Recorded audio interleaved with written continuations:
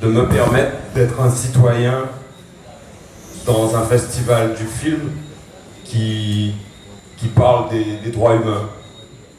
Alors, je n'ai pas de questions. J'ai une intervention à faire, je vais la faire. Depuis de nombreuses années, la Guadeloupe, département et région d'outre-mer français, subit quotidiennement des problèmes d'approvisionnement en eau potable, résultant du manque d'entretien et de la vétusté du réseau. La vérité est qu'en Guadeloupe, nous n'avons jamais manqué de la ressource eau. Les chutes du Carbet sont un très bel exemple. Elles n'ont jamais arrêté de couler.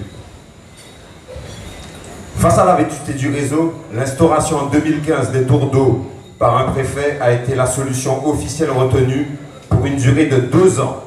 Pour une durée de 2 ans, afin de régler la problématique liée au manque chronique d'eau sur le territoire. Pour une durée initiale de 2 ans. Au moment où je vous parle, les tours d'eau subsistent, bafouent quotidiennement la loi Brottes notamment, qui, je vous le rappelle, interdit à tout distributeur de couper l'alimentation en eau tout au long de l'année dans une résidence principale, même en cas d'impayé. L'État aura presque réussi à institutionnaliser ce qui représente un délit. Et en Guadeloupe, toujours pas d'eau potable au robinet. À ce jour, nous savons que le volume d'eau consommée ne représente que 38% du volume d'eau potable produite, ce qui signifie que plus de 60% de l'eau est perdue avant d'arriver au robinet.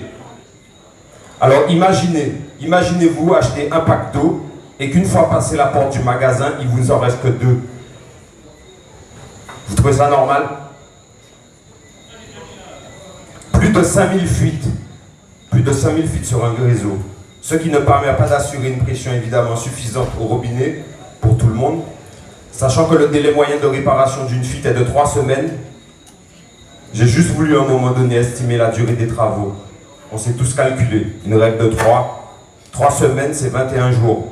Multiplié par 5000 fuites, ce qui nous donne 105 000 jours.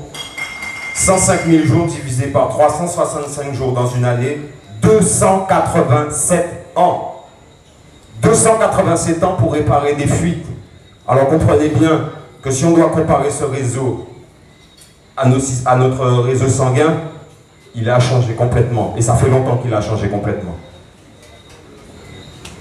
Toujours pas d'eau potable au robinet. À ce jour, excusez-moi. En fait, ici, il y a un proverbe que beaucoup connaissent, que nos anciens disaient « Moun pa ka chayer de l'eau en panier ». En français, on ne transporte pas l'eau dans un panier. Depuis la mise en place des tours d'eau, la fréquence et la durée des coupures a fortement augmenté sur l'ensemble du territoire, affectant la plus grande partie de la population, soit près de 400 000 habitants, plus de 170 000 foyers. Et toujours pas d'eau au robinet en Guadeloupe.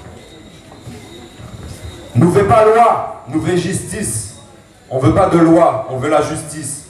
Depuis 2019, le mouvement citoyen Moun Guadeloupe n'a cessé d'innover pour dénoncer une situation, demander l'application de la loi. Combien de mes frères, combien des membres de Moun de Guadeloupe ont pris des gardes à vue juste pour avoir demandé le déclenchement du dispositif Orsec eau potable émanant d'une circulaire interministérielle datant du 19 juin 2017. Le plan Orsec eau est sorti 2 ans après le début des tours d'eau. 2017, le plan Orsec eau attend sur le bureau du préfet. Depuis 2017.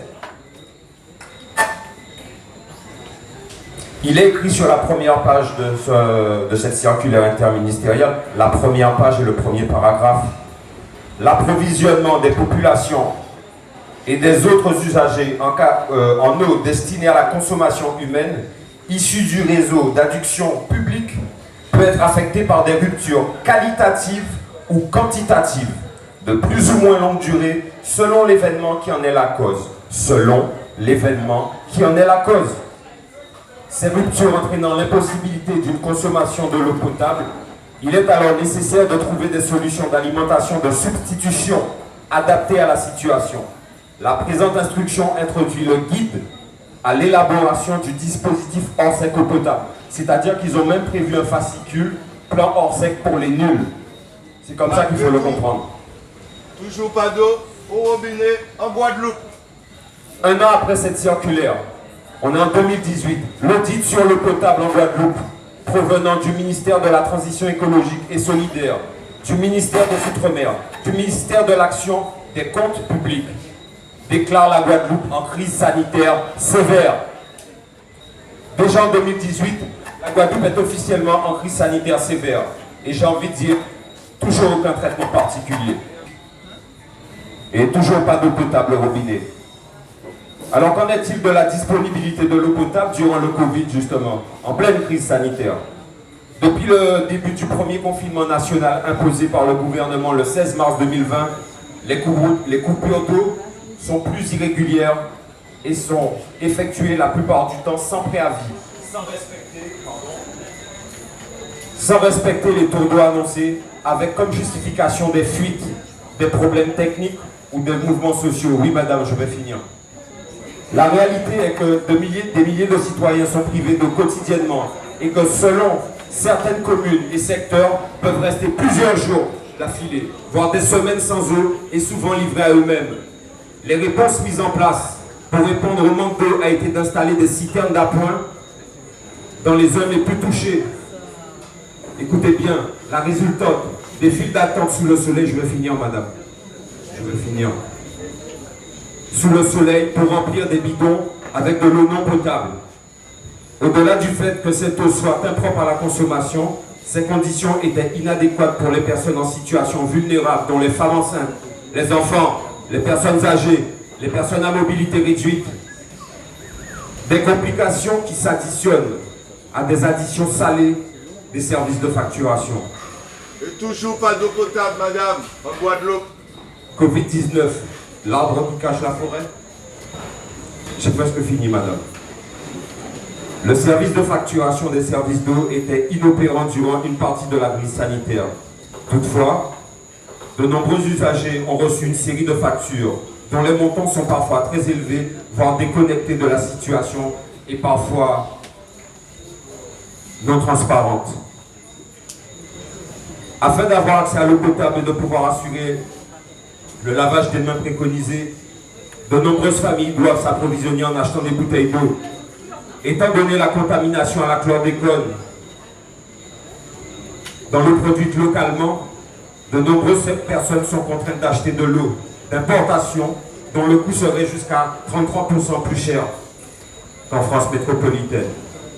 De sources claires, parce que c'est Moon Guadeloupe qui est à l'origine de cette étude, le prix moyen d'une bouteille de 1,5 litre d'eau produite en Guadeloupe coûte entre 3 et 5 fois plus cher qu'une eau produite en France et vendue en Guadeloupe.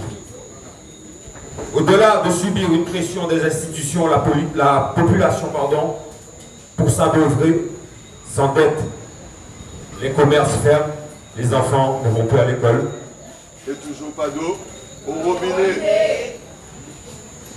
Coupure d'eau et crise sanitaire durant la Covid-19.